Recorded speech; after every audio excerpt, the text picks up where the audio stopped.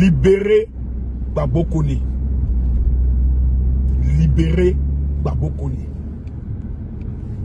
C'est aujourd'hui le slogan que j'entends partout. Libérez Gbagbo Koné.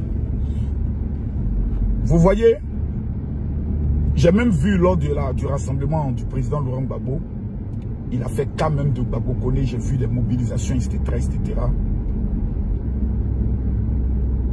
Mais il faut dire quelque chose qui est essentiel. Tous ceux qui souhaitent le malheur à M. Gbagbo Koné, enlevez mon nom dedans.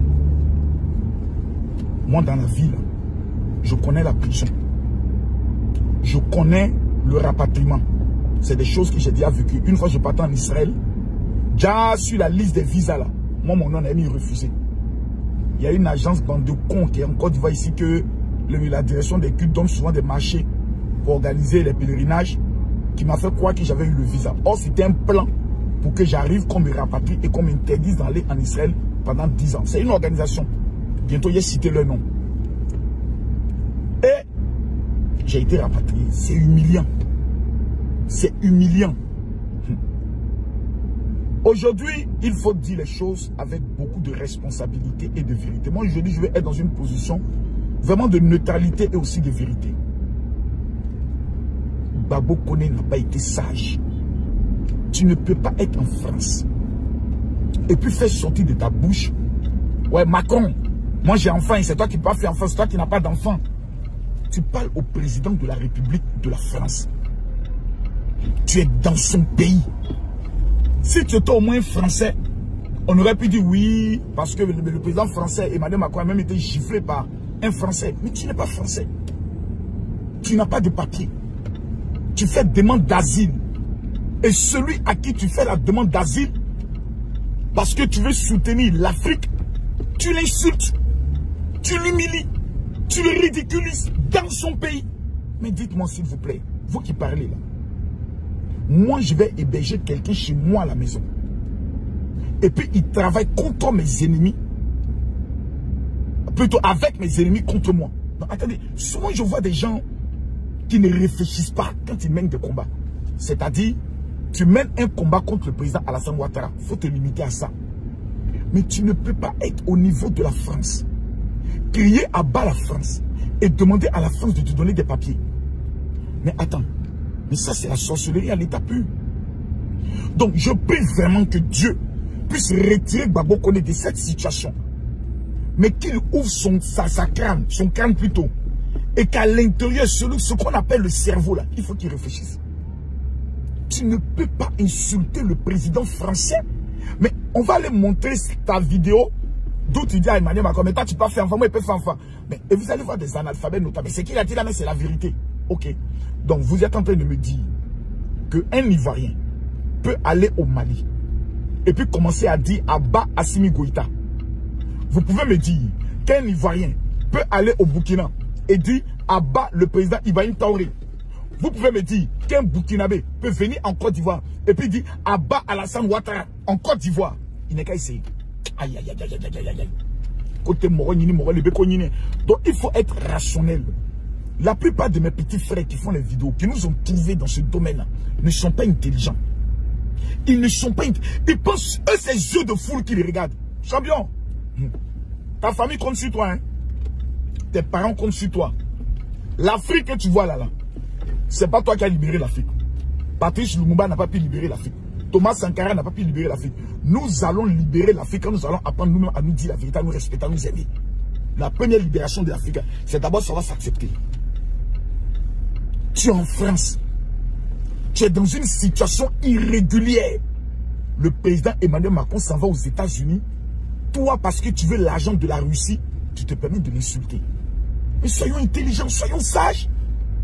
Tu es allé en France là. C'est pour te chercher ou bien c'est pour combattre la France? C'est la question qu'on va se poser.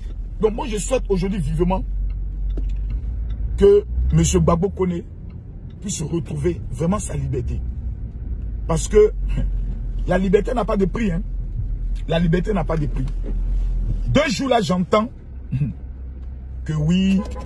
En fait, il y a des choses que j'entends souvent qui me font un peu rire. que Apoutou National a été libéré par le régime Alassane Ouattara dans le but de venir distraire les Ivoiriens. J'ai même entendu des personnes qui disent, oh oui, ils ont libéré un Mahabio, comme ils ont vu que ça n'a pas pris, mais ils ont libéré Apoutou. Vous êtes sûr, quand vous vous asseyez, vous réfléchissez là, vos vidéos là, ça peut ébranler Alassane Ouattara. Si moi je m'assois, je me pose la question de savoir, est-ce que vous réfléchissez? Moi j'aimerais qu'on se concentre sur les vrais problèmes de la Côte d'Ivoire.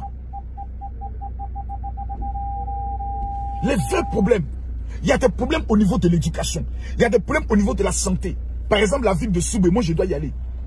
Mais vous n'allez pas attendre. Des gens qui sont au pouvoir, qui ont tous les milliards de la nation, vont aller libérer Apoutou. Apoutou vient. Comme Johnny Pacheco, quand nous attaquons, Apoutou vient. Il faut commencer à attaquer Johnny Pacheco.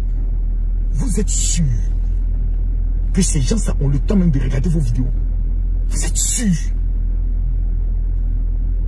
Faisons pas ça, s'il vous plaît.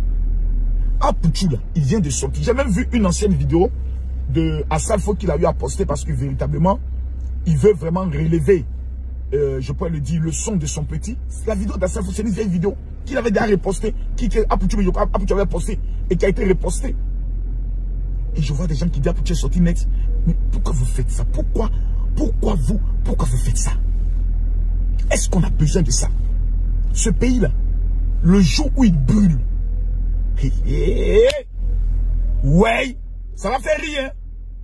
Parce que nous serons tellement humiliés, nous serons tellement honteux, nous serons tellement ridicules, qu'après on va s'asseoir pour dire, est-ce qu'on était obligé d'en arriver jusque-là? Les amis, concentrons-nous sur notre avenir.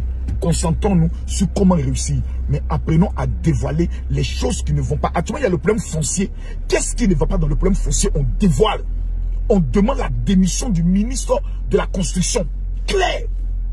Mais les doyman, non, vous voyez qu'ils ont... Non, c'est des doy. Affaire de Souleymane Koné. Disons-lui la vérité. Il n'a pas été sage dans beaucoup de choses. Jusqu'à venir traiter le président de la République de ton pays de Woubi.